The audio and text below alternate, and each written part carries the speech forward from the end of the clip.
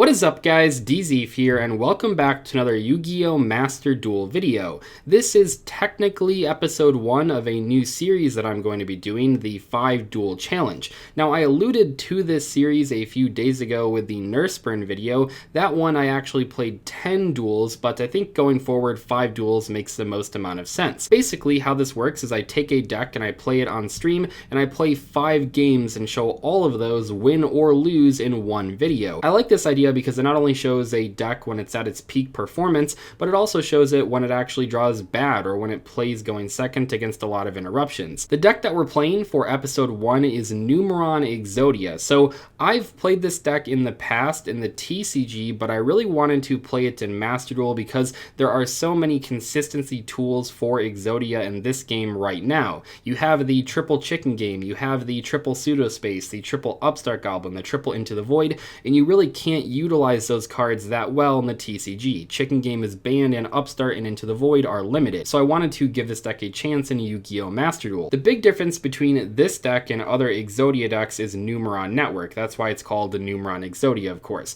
So Numeron Network can send Numeron Calling to the graveyard, which can then special summon a bunch of these number monsters. From there, you can activate Memories of Hope to draw 4 cards. Yes, that is true. You draw 4 cards with this, and then you can actually turn all 4 of those Xyz monsters into Skull Dread to draw another 4 cards, and then you put 3 cards from your hand on the bottom of the deck. One of the other big differences between this version and other Exodia decks that I've played on the channel is that instead of the Blue Eyes draw engine, which I've used a lot in the past, this one plays the Destiny Hero draw engine. So we have Dreadmaster and Dogma plus Destiny draw and Trade-In. What I like about this draw engine compared to other engines like the Blue Eyes draw engine is that with this one you have 6 cards you want to discard and 6 cards that can discard them, and they're all interchangeable. Sometimes with the Blue Eyes engine you get stuck with like Blue Eyes plus cards of consonance or White Stone plus Trade-In. This deck does not have that issue. So here is the deck list real quick. We obviously have 1 copy of each of the Exodia pieces, 1 copy of Planet Pathfinder. You can't really play Library in this deck. Numeron Calling requires you to control no monsters when you use it, but also after it resolves you can only normal or special summon once for the rest of that turn, and that summon is going to go to Skull Dread in like 9 out of 10 cases. So Planet Pathfinder is really good because it takes itself off of the board, but also it's a very versatile card. You know, you can go for the Numeron Network, of course, or you can go for Chicken Game, or you can go for Pseudospace. After that, we have 3 copies of Dreadmaster and 3 copies of Dogma, 3 copies of Upstart, 1 copy of Terraforming, 2 copies of Magical Mallet, 3 copies of Destiny Draw, 3 copies of Trade-In, 3 copies of Into the Void, 1 copy of One Day of Peace, 2 copies of Memories of Hope. Next up, we do have that 1 Garnet to the Numeron Calling. Fortunately though, if you do happen to draw this card, you can activate it if you control Numeron Network. You don't have to use the network to send this card from your deck to the graveyard. So it's not really that bad of a card to draw. We also have 3 copies of Pseudospace, 3 copies of Chicken Game, and 3 copies of Numeron Network. Now I will mention with the extra deck here that you don't really need to play these 2 cards right here, Zeus and Link Kribo.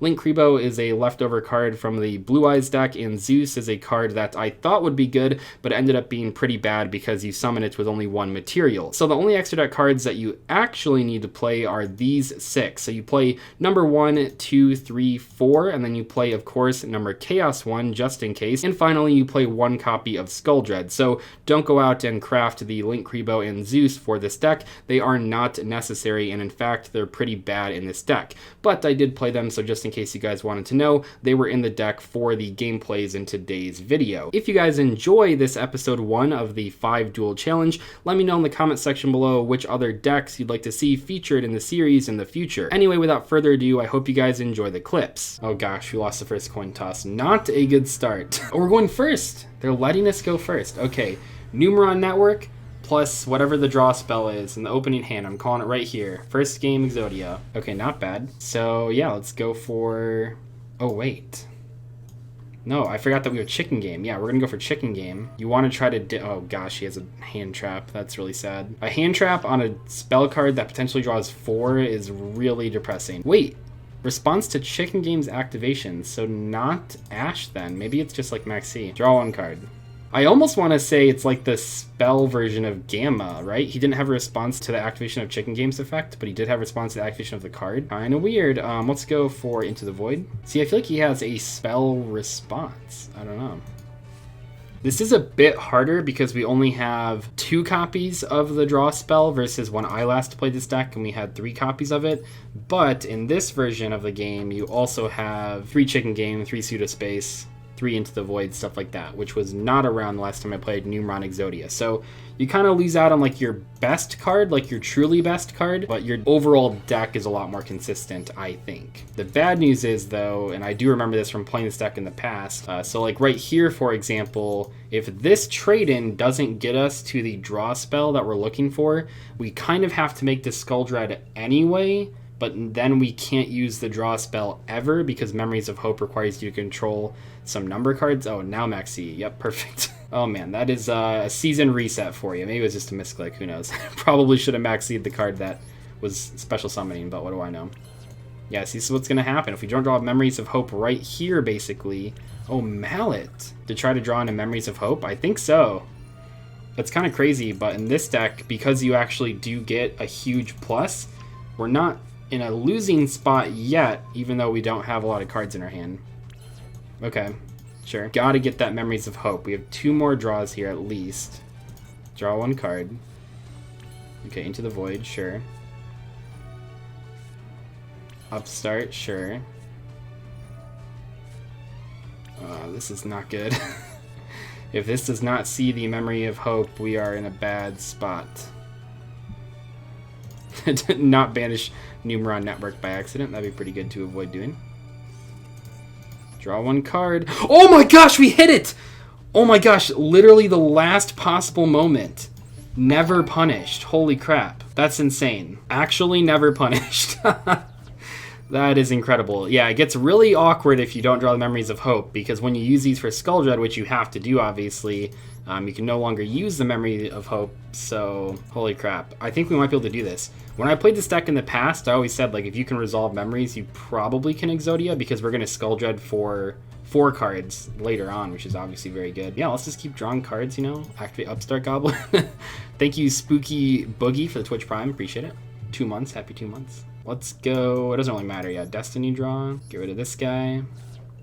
Oh my gosh, this is insane. This is the easiest Exodia I've ever done. I mean, it came down to like the last draw there to get the Memories of Hope, but once you resolve that card, I mean, you're drawing so many cards that it's pretty easy. And this deck is not nearly as sequence dependent as other Exodia decks. Like, we have 3 trade-in, 3 Destiny draw, and then 6 cards to discard with them, and they're all interchangeable. You don't have to worry about, like, getting stuck with Cards of Consonance and Blue Eyes, or trade-in and Whitestone. You know, that's not the case with this deck, so I like that a lot. Draw 1 card. Okay, trade-in. We get 1 Day of Peace here.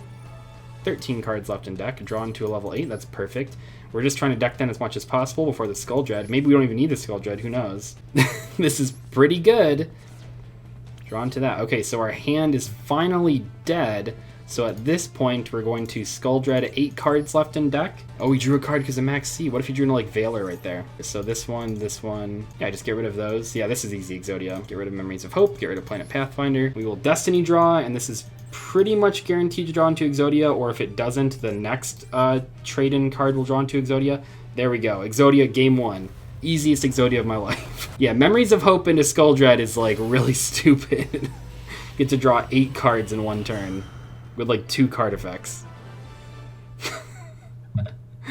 Oh, man. Insane. Can we keep the win streak going? Will this be my most successful Exodia deck ever? Well, not ever, because the Crooked Cook deck is the most successful, but... Oh, we're going first again. Okay, I like it. Let's see what we're opening with. That Numeron Network is pretty good. Memories of Hope is obviously insane.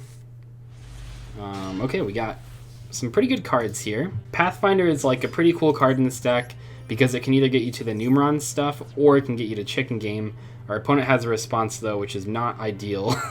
Maybe they'll Ash this one, potentially. Oh, nice. Okay, that is, like, best case scenario right there. It's basically Ash Blossoming an Upstart Goblin in a deck that has, like, multiple effects that draw 2 and draw 4 and stuff. So that is perfectly acceptable. Let's activate Chicken Game. Drawing a level 8 here would be insanely good.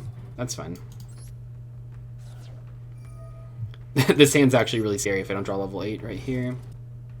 Uh-oh. Yeah, I mean, it's not that we can't win without the Memories of Hope, it's just that it's a lot harder to win without that, because that really is, like, how you're making up from all this, like, card advantage we're losing with a lot of these cards. Mallet 2 drawn to Memories. Could be pretty good. Or drawn to Chicken Game, which could draw into a level 8 or Memories. There's still all of the level 8s in the deck, so this actually has a lot of good hits. Okay. Oh, no. Okay. It's going to be pretty hard to win from this point. I think it might actually be impossible, but we'll see. Now, if you don't see the Memories before the Skull Dread, it's not a good spot to be in. Come on, Skull Dread, I know you can do this. I want to see 2 level 8 monsters. It doesn't even matter, though, because I have to shuffle back 3 of them. I mean, those are all good cards, but yeah, I don't think we can actually win anymore, because once you get to this point, I'm never gaining card advantage. Like, we're only ever making either 2-for-2 trades or 1-for-1 trades, so I physically cannot win anymore. Yeah, that's pretty tough. I mean, maybe our opponent does nothing, I guess, but if they're playing any sort of real deck, this is just already over. See, the awkward part is that even if we did draw like the One Day of Peace, or even if he doesn't OTK us right here, which is very unlikely, by the way, it doesn't even matter because we don't have a way to trigger Memories of Hope anymore, so even next turn we still can't like get cards in hand. Also, they're playing Drytron, so we all know how this goes. We'll just skip to the end, I think. I do not see that many Dark Magicians as like the pet in this game. I'm pretty surprised by that. Maybe people think they're like being too basic if they choose Dark Magician, but personally I think it's pretty cool. Okay, we drew the Memories, but no Numeron Network. Now, one thing I will say about this version of Exodia is that it is a little bit more susceptible to like interruption, because you can get max seed on Network. Wait, are we playing against an Exodia deck? Or are we playing against a Toon deck? Both cases are pretty funny. Okay, it's a real Toon deck. Toons versus Exodia. Pass without summoning monsters? That's the Toons that I know. Yep. Sounds like Toons, because even if you have a way to summon monsters, there's really not like a huge reason to do that on turn 1. So when we Into the Void, that means we have to win this turn. A lot of people like got confused about that in some previous videos where it's like, why did you scoop? Like, maybe they wouldn't have OTK'd you, but if you Into the Void, you have to scoop because you're discarding your entire hand anyway. Oh, that's really bad. This mallet has to be pretty amazing. So, okay, we want to get rid of this and 1 Memories. And then it just comes down to how lucky we think we're going to be. I'm not feeling super lucky, so I kind of just want a hard mulligan for Numeron Network. Like, if we draw the Numeron Network, it's so huge right here. Yep, there we go. Maybe I'll try to, like, bait out a negation with this. Looks like he doesn't have a negation. Oh, that's really good for us. Chicken Game number 2. Let's go for the Network. This should be Exodia. I don't know what the face downs are, but if they're not interruptions for Skull Dread, this is probably Exodia. Yeah, Memories is a hard once per turn, so you can't use 2. That would be insane. Activate this, not in the imperm column. Looks like they have no interruptions. Oh my gosh, we drew every Chicken Game in our deck. So what I like to do, you know, some people might make Skull Dread right here, but I want to like deck thin as much as possible, because Skull Dread is really good at putting the once per turn effects to the bottom of the deck. So kind of like you guys saw in game 1, Skull Dread is best used when you can shuffle back the extra Numeron cards, because those are like cards you can't activate. We can't use the other 2 Numeron Networks. We can't use the other Memories of Hope. So you might as well put those back with Skull Dread. You don't want to put back any Exodia pieces. You don't really want to put back any of the draw spells that aren't hard once per turns. So we want to dig as much as possible here. Where are my level 8 monsters though? We need some of those. Wait, did I use this? Yeah, I did. So we have all of the pseudo spaces live because all 3 Chicken Games are in graveyard. That's pretty good. This should be Exodia. Oh my gosh. Hello? Where are the level 8 monsters? Have we drawn any of them? Oh my gosh. Mallet for 3 maybe, but I could also put back the Mallet and the Memories with Skull Dread. Mallet's like so versatile. I really don't want a Skull Dread here. I think I have to though. I want to save the Mallet. Yeah, I could have Malleted the Exodia pieces. We'll see. That might have been the right play in hindsight. Okay, 1 level 8 monster. We did it. That's good. So we can put this to the bottom. Definitely should have Malleted. Trouble here is that like I can put back the Mallet, but I don't really have like another card I want to put back. I guess Upstart Goblin is like a blank card, right? Oh, I can put back pseudo space so I can search it anyway. Or I could just not put it back and then grab, isn't the final pseudo space is still left in deck right now. Putting back Upstart feels kind of wrong, but yeah, I guess we put back pseudo space and then maybe like 1 of these draw spells. The deck is going to get shuffled here, by the way, but not right away. I'm going to try to, I just played that in the imperm column. It looks like they don't have any interruptions, so it's probably fine, but I'm going to try to draw a couple cards before we shuffle the deck. Nice. Because what if Exodia's on the top? Oh my gosh! Wait a second, this is crazy. Activate Upstart. Okay, Into the Void, sure. Activate Into the Void. Draw that. We're going. Maybe we don't need a Magical Mallet. Okay, we need to mallet, or we need to terraforming at least, and then maybe mallet. So the thing with putting back Pseudospace is that there was still one left in deck, so I didn't really want to put it back. If we don't draw Exodia right here, we're going to have some tough decisions to make in terms of, like, what we put back with mallets. So not looking forward to that. Okay, that's really good. Probably one of the best draws in the deck. How many cards do we have in deck? 8, and the bottom 3 are not Exodia. This is a pretty high chance of hitting Exodia. Yes! We did it again! Oh my gosh. Wait, is this the best Exodia deck in this game? Not the library version? This one's kind of crazy. It really does make a big difference that the 6 draw 2 cards go with the 6 level 8s instead of having like mismatched cards with the White Stone and the Cards of Consonance and the Blue Eyes and the Trade-In. Game 4, here we go. If we win this one, the people that predicted I would get more than 2 wins will win some points. We're going first again. Oh my gosh, this is insane. That was also a pretty unlikely little pet there. That was the Borreload Savage Dragon, right? Don't see that one too often. Okay, we drew the Garnet. Not ideal, but that's probably okay. You actually can draw this because I don't know if you guys know this, but you can just activate this card from your hand. I didn't know that for like a while, but if you have the Numeron network in the field spell zone, oh my gosh, okay. If you have this in the field spell zone, you can just activate this from your hand. It's pretty funny. So from here, we'll upstart. No reason not to because we already drew the Garnet. Oh gosh, they have an Ash Blossom. That's really terrifying. Oh my gosh. Okay, so the only bad news is it seems like they do have an Ash, which means this is not going to work. But, you know, maybe in some world they Ash this. We're just going to, like, keep throwing stuff at him. I bet he would Ash a Destiny Draw or a Trade-In. Wait, why does he have 6 cards in hand? Oh, yeah, right.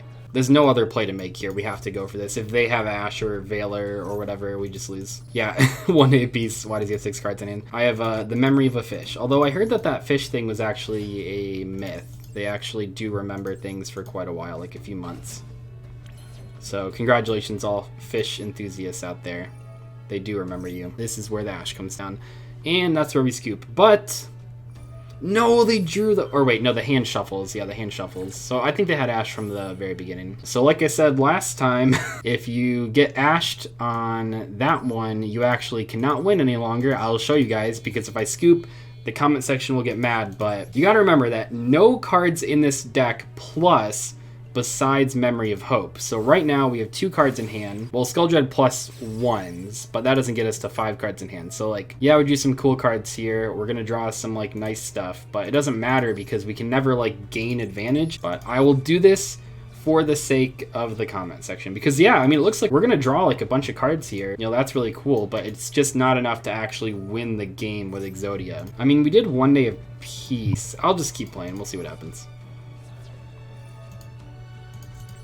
See, surviving for a turn doesn't matter because the same thing happens next turn. We still can't plus next turn either. You gotta keep in mind that to win with Exodia, you have to have, this is gonna sound really stupid and oversimplified, but just for sake of argument, you have to have 5 cards in hand to win with Exodia. You have to have the 5 Exodia pieces, right? And knowing that we don't have any ways to gain card advantage in this deck, even if at this point I drew the perfect sequence of draws, which I didn't, and now we lose, I had no way of ever getting back to 5 cards in hand. It was never going to happen. And in fact, even if I pass here, I mean, I Into the Voided, so I just discard my hand. But even if theoretically I didn't Into the Void, I pass to him, I draw for turn to 4 cards in hand, I still can't ever get to 5 cards in hand.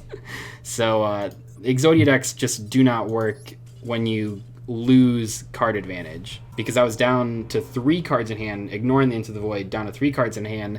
So even with the +1 draw from next turn, it just never was going to happen. A lot of people get mad at me for scooping early in Exodia, but like, you have to keep in mind what cards in your deck can plus. Final duel. Will we go 3 and 2 or 2 and 3? Have we gone first 3 out of 5 games, I think? Okay, show me an easy hand. Oh my gosh, this hand is so bad. This is one of the worst hands I've seen today. No, it is the worst hand. Oh my gosh, and they have Ash Blossom. Oh no. Okay, so at this point, the only way we even have a chance of winning is by malleting into exactly Numeron Network plus Memories of Hope. If that does not happen, this is pretty much the fastest loss we've taken. Hear me out. For once, we don't have to scoop because we still have all of the Numeron stuff in deck. So we're not going to scoop. I did not Into the Void. We still have the Numeron engine online. I'm not giving up quite yet. If my opponent activates a single good card, though, we will unfortunately have to scoop. If it's Eldritch, we actually can't really do that much because they can just pop the field spell. This by itself doesn't really do anything. We'll pass. Why not? Oh, it's a Romage. I bet that's an Aroma Jar face down then. Or like a Jasmine? Oh, it's the tuner. Uh-oh.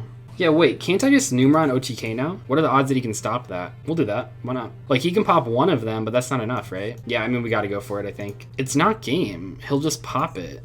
He'll pop one of them. How will he gain life points? There's a Romage trap that gains life points, or you can just like use Poison of the Old Man or anything. If you control an Aroma monster and your life points is at least 3,000 higher than your opponent, you can pay life points equal to the difference. Draw face monsters. I can't let him attack, because then you can just blow up the entire field with this. Because if I do try to wait, he can Dried Winds to blow up my entire board.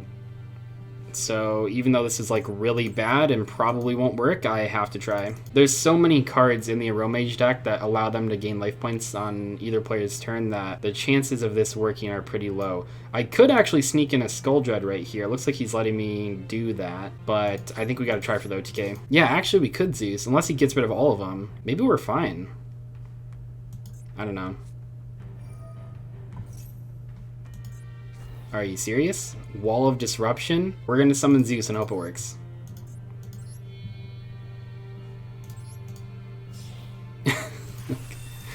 Wait, it doesn't have 2 material! It doesn't do anything! It only has 1 material. Why am I even playing this? Now, you can't make Downward, guys. You can only summon 1 time after using the Calling. I could have made this. Banish all monsters on the field. That's like really bad against his board, though. He had just like spell and trap cards. Like, now knowing that he had all this stuff, maybe we should have just gone for the Skull Dread. I'm not quite giving up hope, but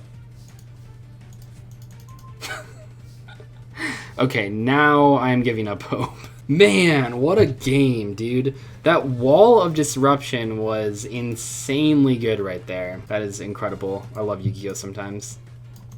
That's not sarcastic, by the way. I actually think it's hilarious that, like, in this incredibly rare matchup of a Romage versus Numeron Exodia, where the Numeron Exodia deck does not combo off on turn 1, I think it's amazing that a card like Wall of Disruption can randomly be insanely good. There we go. That guy deserves that win. That was pretty fun. So 2 and 3 with the Exodia deck. Not amazing, but honestly, like, not terrible either. I think if we played this deck even more, we could actually get a number of wins with it. So I'm gonna say not the biggest success, but also not the biggest loss, you know? On our journey to find the best Exodia deck list, I think this one is actually pretty high on the list.